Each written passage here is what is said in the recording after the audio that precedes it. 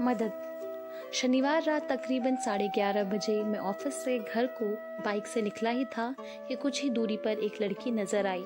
Salwar suit पहने, मदद का हाथ लिए इशारे से मैंने बाइक रोकी तो साथ से ऑटो निकल गया।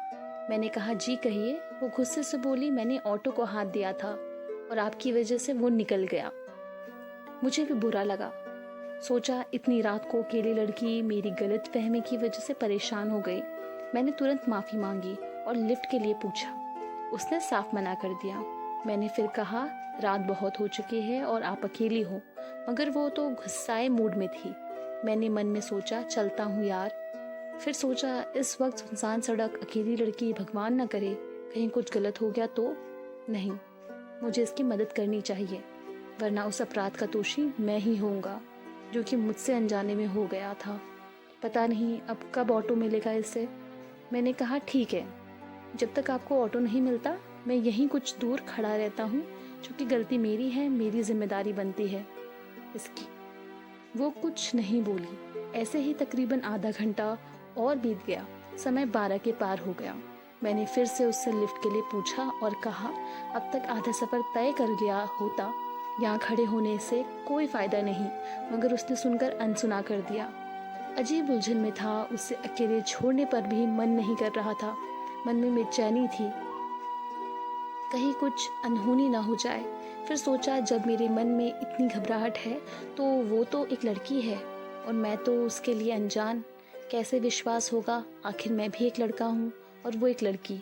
मुझसे ज़्यादा तो वो मन में डरी हुई होगी। अचानक मुझे एक उपाय सूझा। मैंने कहा, देखो, मेरे घर में भी तुम्हारे जैसे एक छोटी बहन है। तुम भी बिल्कुल वैसे ही हो। मेरी मानो, यहाँ इतनी रात को अकेले रुकना ठीक नहीं है।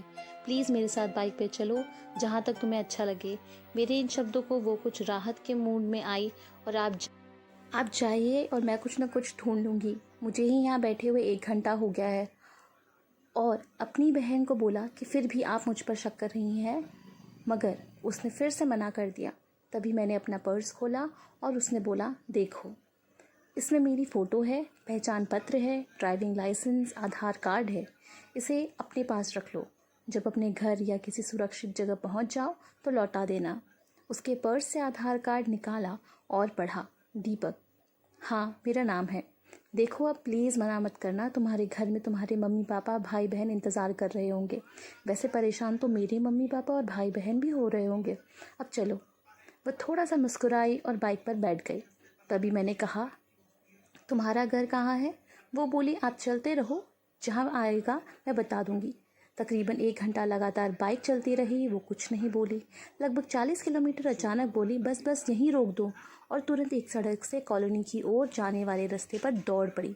चंद मिनटों में वो मेरी आंखों से ओझल हो गई। खैर, मन में सुकून था। चलो, वह घर तो पास पहुंच गई। मैं पहुंचा, 3 बज चुके थे। बहुत गुस्सा हो रहे थे। घर में मम्मी पापा, भाई बहन जाग रहे थे। वो सभी चिंतित थे और गुस्सा भी। सो बिना कुछ कहे चुपचाप ही मैं कमरे पे चला गया। अगले दिन रविवार था तो आराम से सो रहा था। अचानक 11 बजे छोटी बहन ने आकर झकझोड़ा। बोली, भैया उठो, कोई लड़की आई है, उसके मम्मी पापा भी हैं। क्या कोई लफड़ा तो नहीं कर दिया? और हंसने लगी। पापा बुला रहे हैं नीचे, जल्दी चलो। मैं बोला, पागल है? अचकच्ची नींद में तुरंत बनियान पहने नीचे आया। देखा तो वही रात वाली लड़की और एक अंकल आंटी साथ में थे। ये यहाँ कैसे? इसे तो मैं काफ़ी दूर छोड़कर आया था इसके घर, और मेरा घर तो बहुत दूर। इससे पहले मैं कुछ पूछूं, वो उठकर आई और बोली, भैया हैरान हो गए ना, मैं यहाँ कैसे? आपका पर्स जिसमें आपने अपना पैन कार्ड, आधार कार्ड दिया था, उसी से पता लेकर मम्मी पापा के साथ आई हूँ। आपने बीती रात मेरी इतनी मदद की और मैंने आपको शुक्रिया तक नहीं बोला, उल्टा आपके ज़रूरी दस्तावेज़ भी ले गई। पहले थैंक यू, फिर सॉरी।